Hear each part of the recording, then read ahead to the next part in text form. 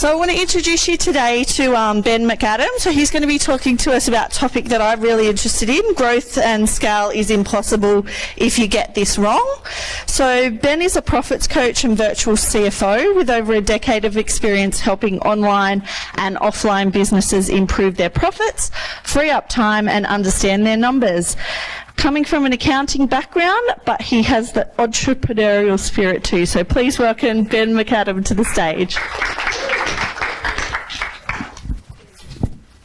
Can you hear me? Yes. Excellent. I can't hear me, so let me know if you can't. So the topic of this talk is growth or scale is impossible if you get this wrong. It's not as doom and gloomy as that. I just wanted to get your attention. I am actually going to talk to you about how to fix the situation as well. What this talk isn't about, there are a lot of things that need to go right to grow or scale a business. And obviously I can't talk about them in half an hour, 45 minutes. You obviously need to be selling something that people care about and want to pay you for. You obviously need to be able to execute things in your business, like you need to not have any health issues that get in the way. So there's a lot of those things I'm not going to talk about. What we're going to talk about is that there's something in your business numbers that nobody talks about, really, or they don't put enough emphasis on it. And I thought I'd use the opportunity today to help you with all of that. I want to ask a couple of questions. There we go, when the slide moves. Just to get a sense of who's in the audience so I can give relevant examples as I'm going through all this. So who here is not a business owner?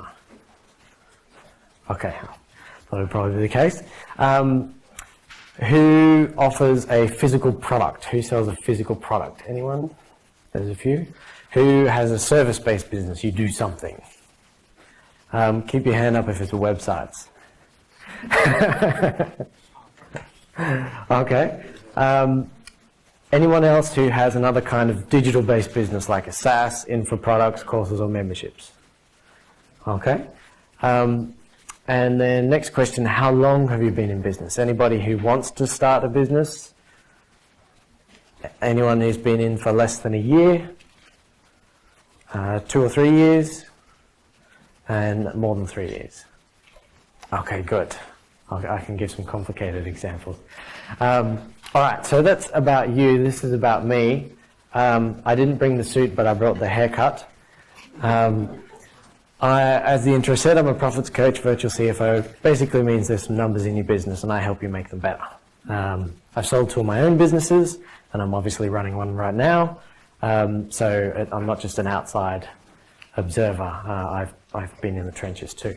I've been doing it for over a decade and I've got plenty of results for clients that I will not bore you to death with. Before we move on, I want to talk about, in the title I said growth or scale is impossible. So I just wanted to talk about the definitions.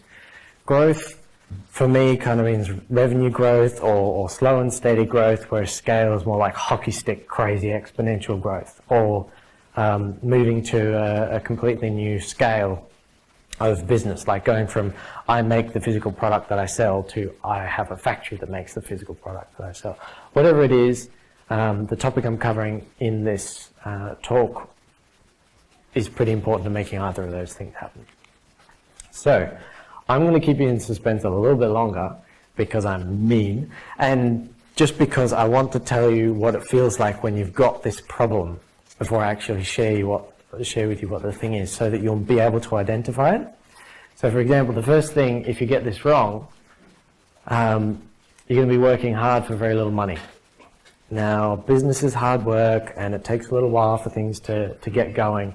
But if you've been at it for a few years and you're still working hard and not working and not earning enough, then you've probably got this issue and you'll never be able to escape it.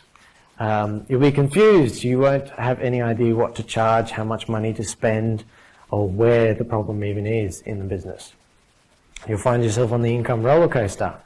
You'll be so busy working because you need to bring the money in and you need to get the job done and you need the client to pay you or the customer to pay you. And then you'll have no work to do because you haven't spent any time on marketing and sales, and you'll panic because there's no money coming in, and you'll quickly go out and you'll get anyone that will pay you money and you'll do anything for them, and then you'll go through the cycle again. Eventually, if you don't get it right, you'll just feel stuck or you'll quit your business.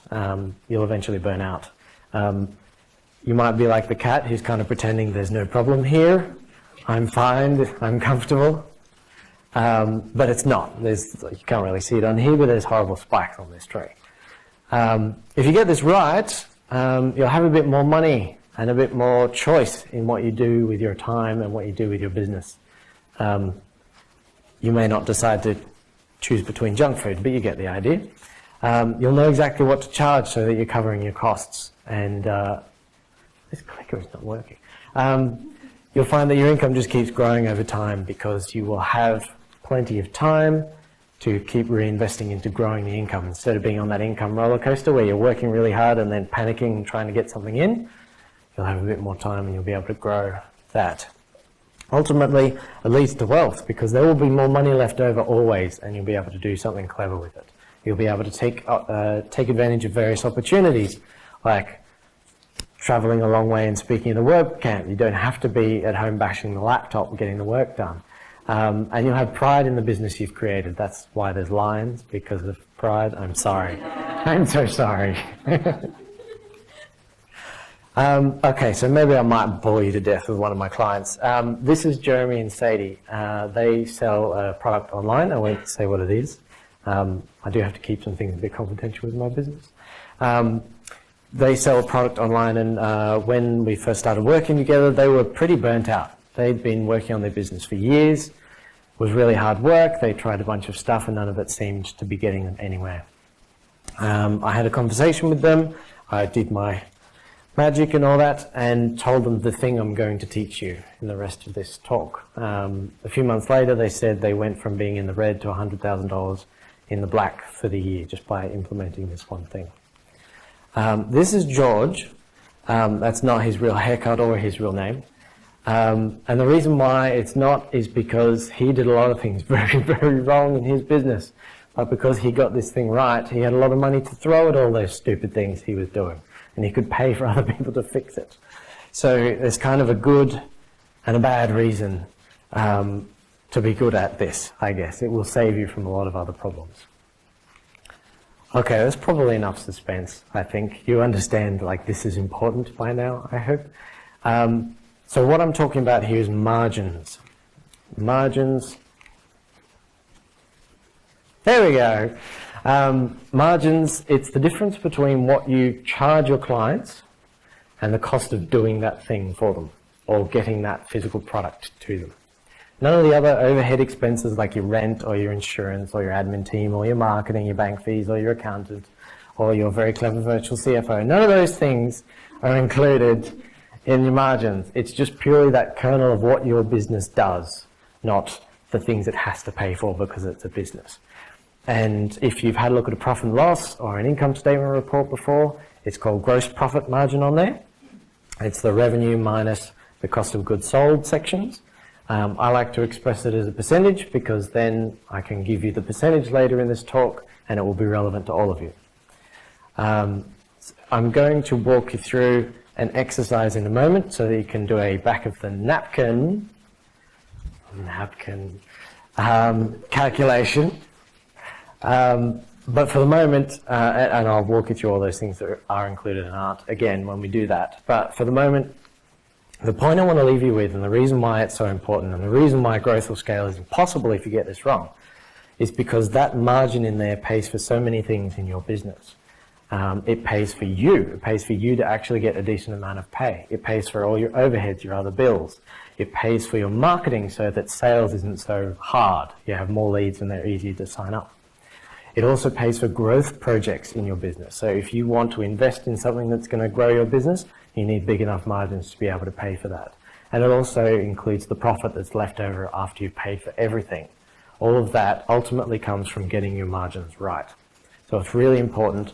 The final thing I want to say is that as your business grows, you will need managers. If you're a service-based business, you might, say for example, if you do website stuff, you might hire some other people to do the website stuff for you, and eventually you won't be able to manage them all yourself. You will have to pay for a manager, and you won't be able to afford to do that unless your margins are big enough. So you won't be able to grow any bigger, you won't be able to take on any more work. You'll have a ceiling of a certain number of websites you can be doing at any one time, and that's all you can do. You just have to put off the leads or turn them away. So to be able to grow, you need nice, big, healthy margins. So let's work out what they are. I notice a lot of you have pen and paper or a laptop handy. So the easy part of this exercise is to write down what your price is. Pick your most popular service, your most popular product. If everything's custom, just pick one recent that you remember. Write down what the price is. I will wait for you to get your pens out and actually start doing this. Not that there will be a quiz, but there might. So write down the price, that's the first thing. Then the next stage, and this is the more complicated part, is just writing down all the costs that are involved in doing that service or creating and shipping the product. So for the people who have service-based businesses, it's whoever's doing the service, whoever's building the website, whoever's doing the web design. If that's you, come up with a market rate and write that down. If it's a physical product, then it's the cost of all the raw materials and all the shipping from raw material stage all the way up to getting it to your customer. All these things are included. How do you handle it when you're service-based Mm-hmm. and you're selling lots of different services, but your main cost is your internet, your rent, your electricity, so they're not back to one service, they're back to your overall business? The internet and electricity or overheads will keep them out of this calculation for now. Mainly it's the cost of you or whoever's doing the service is the main thing you need to include there. You don't have to get this calculation right now. If you know how to do it later, and you can go watch the Where's the Camera recording on WordPress.tv a bit later, you can then spend the time and go through and get it perfect. What I want is for you to be able to get a ballpark figure. Question? Yeah, the landed cost is the last thing. Yes. Yes. Yeah. Landed cost for the recording, I think that needs to be there. Any other questions about what costs are or are not included in this calculation? All good? Excellent. All right, so once you've calculated that, you've got your price, you've got your costs. What's the difference between it? Work that out. Rough is fine right now. We've all got calculators on our phones. So if you wanted to, you could go through and do it in a bit more detail. So that difference, that margin, is you've now got a dollar figure. Now divide it by the price and you get a percentage. I'm going to tell you what the ideal is in a little bit. That will actually make business a lot easier for you. Does anybody want a little bit more time or have any more questions? I can probably give another like 20, 30 seconds. What are we dividing by? So the difference between the price and the costs will give you a number. Yep. And you take that number and you divide it by the price. Okay. Yes, labour costs to the employees and you as well if you do some of the work. That's one of the things that people tend to forget is the value of their own time. But putting in like a market rate, if you had to hire someone to replace you, put that in as your cost. So once you've got this worked out, you'll come up with a percentage. And maybe that way. There we go. Here's the ideal number. Now this ideal number is, it does vary across different industries, and some of you are going to hear it and you're going to go, no way can I achieve that. And some of you are going to go, yeah, I'm fine, I'm totally above that, that's fantastic. So the ideal is 67%, or 2/3. So the way this works out is if you charge $100 for something, you can spend $33 or less on actually delivering that thing that they've paid you $100 for. Or if you want to think about it a different way, if it costs you $33 to do the thing, you have to charge at least $100 for it. So there's a rule of 3 in there, whichever way you look at it. Part of why it's ideal is because 3 is an easy number for most people to work with. And the reason why this works is because that gap gives you enough money to pay for managers, pay for marketing, pay for growth projects, pay for you, pay for profit, or pay for all your overheads. For those of you who worked it out, I want to know how close you are to that, but because this is kind of being recorded and that's a private number, I'm not going to ask you to put up your hand. I just want you to screw up your face. If you're nowhere near that number, just go, or something like that. See, some of you are laughing and it kind of looks the same. Anyway, If you're okay, if you're well above that, just put a creepy, insane, I'm so happy grin on. It's like, yeah, that's good. Don't laugh. The majority answer is no. It usually is. And some of you are probably resonating a bit with the symptoms I described a little bit earlier. Like the fact that you have to work really hard or you're on an income roller coaster. You don't have enough time, enough paid time to actually go get the next lot of work in.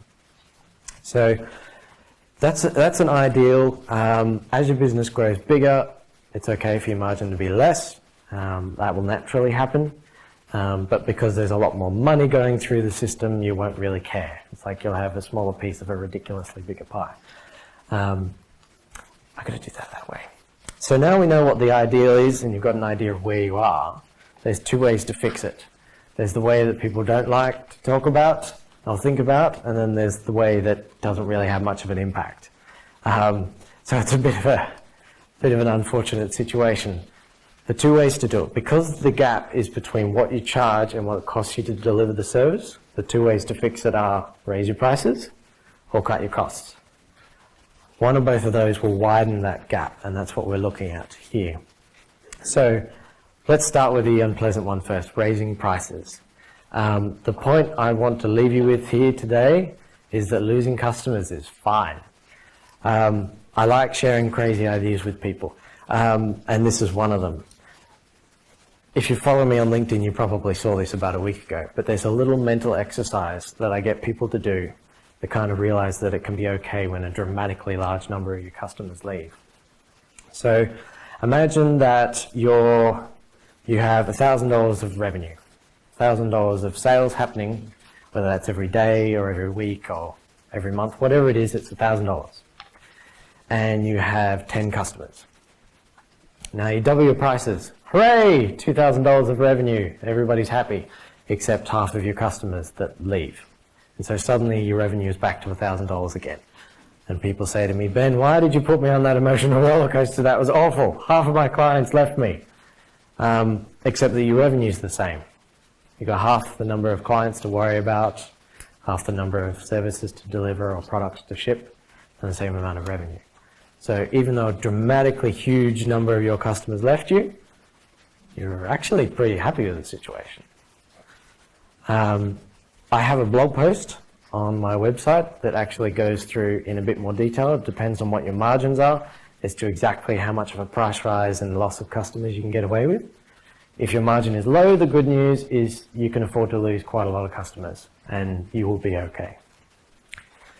There are better and worse ways of raising your prices though, so a couple of tips there. You can test it on a small portion of your customers. Quietly, not publicly, do not announce it on the front page of the newspaper. Test it on a small portion and see how they react. If too many of them leave, maybe put off that price rise and apologize and reverse that decision. But if they're all kind of okay, or if they come up to you and say, you know what, I've always thought you kind of weren't charging enough, but I didn't want to say anything, but they're okay with it. Like there's a lot of people you'd be surprised. Another way to raise your prices with less impact is to add more value at the same time as you increase the price. Just make sure that that value you're adding doesn't cost you more than the price rise, because then you'll actually be sending yourself backwards, and the idea is to dig yourself out of the hole. Another thing to think about is inflation. A regular, like once every 12 months, small price increase is palatable and expected for most people, and a lot easier to do, and that way it keeps you profitable, and it's a more gentle way of improving things. So that's the raising prices side of improving your margins. On the other side, the reason why I call this a little trimming and I have a hedge there is so that you don't go crazy with cutting costs. There's an anecdotal story I've been told about the Japanese idea of Kaizen and improving and constantly improving their manufacturing processes and cutting, and then quality starts to suffer. There are some things you can cut that don't affect the quality, but the main point I want to leave you with is don't cut too much. And like I said a little earlier, there's limited upside for this because there's only so many costs you can cut, whereas theoretically your price can go up quite a long way. So the other, raising prices is less pleasant and harder for most business owners to do. This side is a little more pleasant, but a lot less effective. Something that will work for everybody to cut their costs is to have a think about productivity. How efficient you and your team are at doing all of the things that they do, or all of your systems for those of you with physical products, your freight that comes through. Have a think about removing waste from all of those. So a little exercise you can do there. I have no idea how much time I've taken. Okay, good.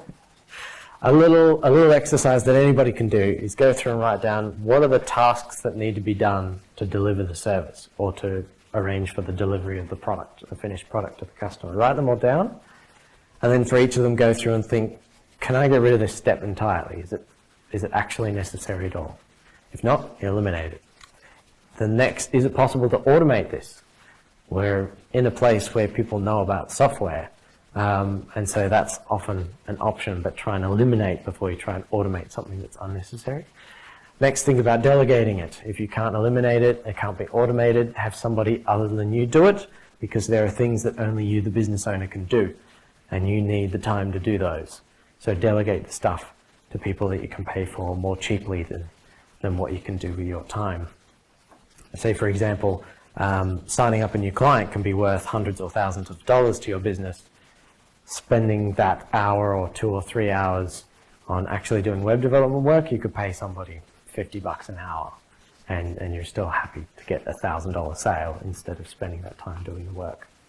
If you can't eliminate, automate, or delegate a task, give yourself a short amount of time and try and get it done as fast as possible. Parkinson's law says that a task will swell in importance based on how long you actually give yourself as a deadline. If you give yourself a short deadline, you'll focus, do only what's necessary, otherwise it can just blow all out of proportion. So that's a little exercise that can help with the cutting side of the margin thing. So, summary. I've talked about knowing what your margins are, what a margin is, what yours are, and what that means for your business. I've talked about knowing what it should be, that rule of 2/3 or rule of 3, whichever way you like to look at it. I've talked about both of the main types of ways you can fix it, the raising prices side or the trimming costs side. The slides are available at profitscollective.com/WCPM because I did not know the hashtag had a Q on the end when I was putting this together. But this morning I quickly set up a redirection so that if you do put the Q, everything will be fine. So that's everything I wanted to tell you, and I wanted to leave plenty of time left for Q&A if we have any questions. So thank you for listening.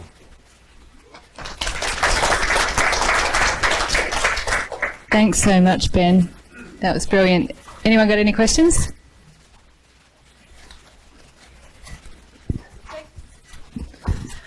Thank you. Lots of good ideas there. As a purpose-driven organisation, we're really wanting to do what we can to reach as many people as we can. So there are certain groups where we find we can charge the higher prices and get that margin. I guess the question is around the ethics of having varied pricing structures and the whole concept of steal from the rich to give to the poor. Just keen to get your thoughts around that and if you feel it's an okay thing to do, and if so, any suggestions on going about it. Absolutely. So there's a couple of different ways to think about setting your prices. One is where you start with what's the cost for us to do it, and you multiply it by at least 3, like I told you in the thing. That's kind of a cost plus or a cost-based way of setting prices. That is lower than the other way, which is value-based pricing, and which is where you set your prices based on how much value the customer will get from what you do. So the bigger customers are going to get a lot more value, and most of them will be quite happy to pay a decent amount of money for that. In fact, some of the big customers will be turned off by a too small price. They'll think there's no way they can deliver the service we want. They don't believe that people will be happy to work 80-hour weeks at $25 an hour effectively to have a corporate logo on their website kind of thing. So it's quite okay, and probably the only option in a lot of cases for you to charge a lot more for those bigger clients. For the smaller clients, you might find that they are either unable or unwilling to pay a decent amount that covers your cost with these profit margins that I was talking about. There's a couple of options there, but mainly it's thinking about the way you're delivering what you're doing. Like instead of you and your sister going and doing a workshop in person over a number of days, you might instead have an online course, and therefore your costs are ridiculously low, but they can still get the value from it. You wouldn't necessarily go into quite the same depth with a smaller customer either, because they can't take advantage of the nuance of what you can offer. They can get benefit out of the basics, but it's like, for example, for what I do, if I go through and do an expense review for a big customer, a big client, you know, multi-million-dollar business, I can pretty quickly find $1 million of extra profit for them. I can't do that with a small one. I can do things like put a put a free PDF on my website that walks them through the process, and they can do it themselves. But I can't like charge tens of thousands of dollars to do that service for them. Does that make sense? Right. Any more questions?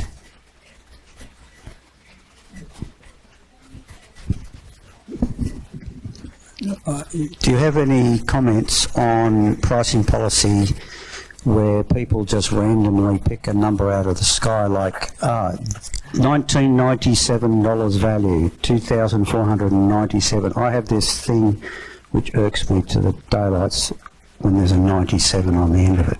Yes. When I know full well that they pulled that number right out of their backside. Yeah, it's a digital marketing, probably non-digital marketing Pull that number out of that. trick, yeah, of ending in a 7. Yeah. I hate the ending in a 7 thing. Like, it was 9 or 9. 9 in retail, 7 in internet. Yeah. Exactly, and I hate that too, but most of the reason why I hate it is because I hate quoting my prices with so many syllables.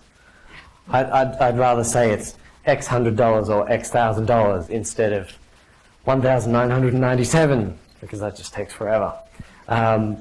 And most people these days aren't really fooled by that. I think that's more of a, if you're selling to consumers, that trick might work, but if you're selling to businesses, we're a bit jaded by that now. Yeah. I'm with you. I hate that thing. Any more questions? Sorry. A way to work out your wholesale price formula as well, from what you've been saying? Yes, so the difference between retail and wholesale, and for people with services, this is still a relevant question. Like, some of you might think about offering commissions or referral commissions or something like that for what you do. And so there is effectively, that's your wholesale price, which is a bit after the commission. It's the same idea. The reason why you offer a wholesale price is because they're going to give you a lot more volume of orders. You don't just give a wholesale price. If for someone who's going to buy as much as a retail person, there's no benefit for you there. And the same thing with the margins still applies.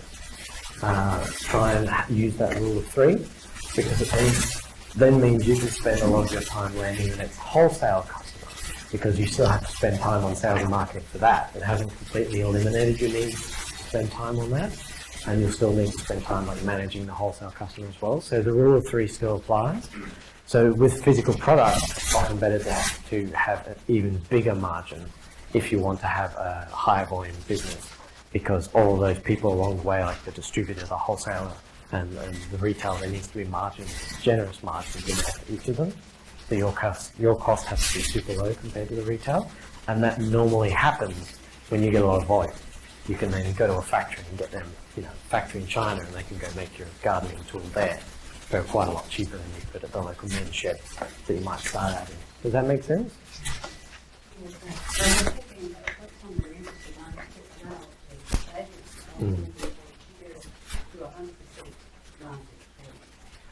Yeah, knocking 50% off your price for a wholesaler is pretty common place to start the negotiations from. It's not like a hard and fast rule you can break. And I would suggest minimum order quantities need to be maintained. And it depends on what the level of wholesaler they're going to do. They're going to buy a stack off you, or they can most of the wholesalers people buying it also and start buying you. And then you get the incentive that the more they buy, the better the percentage. Absolutely. Okay, one more over here. So if the 3 times rule, I'm selling a product and the 3 times rule, I meet it, do you think that it still makes sense to charge a higher price, but taking into account that the higher you charge, the more value your customers are expecting? But I also like to say that sometimes the product has to be expensive so that the customers think that they are buying something with a high value. You know what I mean? Yes, yeah, absolutely. Yeah.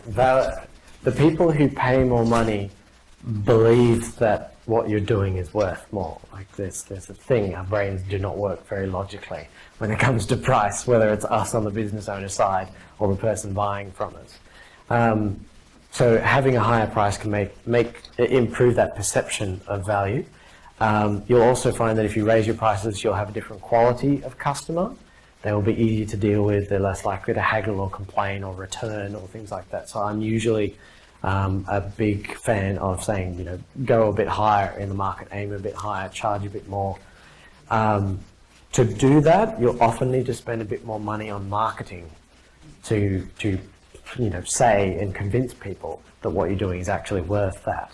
So it's kind of, there's a bit of a balance there. But even though you spend more in marketing, the value of the product, it's still the same. So yeah, the customer might expect a higher value product, and actually it's just the same value. What product is it? It's a dog toy product. A what, sorry? A dog toy. Dog toys, okay. Yeah. Would you say you're trying to make a premium dog toy, or just like? I would say it's a standard quality, not premium. Okay. Because I've seen like luxury cat furniture brands sell ridiculously priced things. Ridiculous. Like $1,000 for a little kennel. What's the cat term for a kennel? I don't know. A cat bed, thank you, yes. A cat bed for them to sleep on, $1,000. And the thing, you could see looking at it, they probably got it for China for $5 or $10, and they're selling it for $1,000. People will pay prices that seem to us to be ridiculous. If you want to help those people feel like they have spent their money on something that's worth it and that they enjoy, and that fits in with the decor in their house or whatever is more important to them than money, then you can go after that market if you want to. It doesn't matter that your thing is made in China or wherever your favorite low-quality country is to pick on. You can charge whatever you like. So long as your customers are happy to pay, go for it. Maybe they're happy to pay, but not happy with the quality, right? Maybe, yes. But you just have to ask and see. Yeah, test and measure. If you've got 1,000 people that are coming to your site a day, you've got 10 people coming to your site, don't buy, right? Then you've got 100 or 1,000. Run a 10% test. Right? Exactly. And measure your return. So, If it works, okay, try it again. yeah, You might go up 50%, right? But you may only go up 20%. yeah. Do it, you break it down, that'll work. Sorry, you were saying some great things that didn't get picked up by the microphone. So, for the benefit of the recording and anyone who maybe didn't hear, I apologise for that. I'll start again. So, I would say the answer is to run a test. So if you've got 1,000 or even 100 people coming to your site, don't do it if you've got 10, but take 10% of those people and put the price up by 10% or 20%. Measure your rate of return. If you win on that, do it again and do it again until it stops working. absolutely. And the more money that you have, because your margins are good, thank you, the more money you have because your margins are good, the more money you have to spend on product development, on making a better quality product or a new one or improving your existing one. So I'm usually in favour of raising prices and going premium. Like I try not to do the thing they do on business forums on the internet where someone says what they charge and there's always somebody who goes, raise your prices, that's too cheap. I don't know, has anyone else seen that? Yeah, Facebook groups, yeah. So I don't tend to have that kind of knee-jerk reaction, but normally I say it anyway because it's true. So most people are undercharging and they could charge a lot more. Any other questions?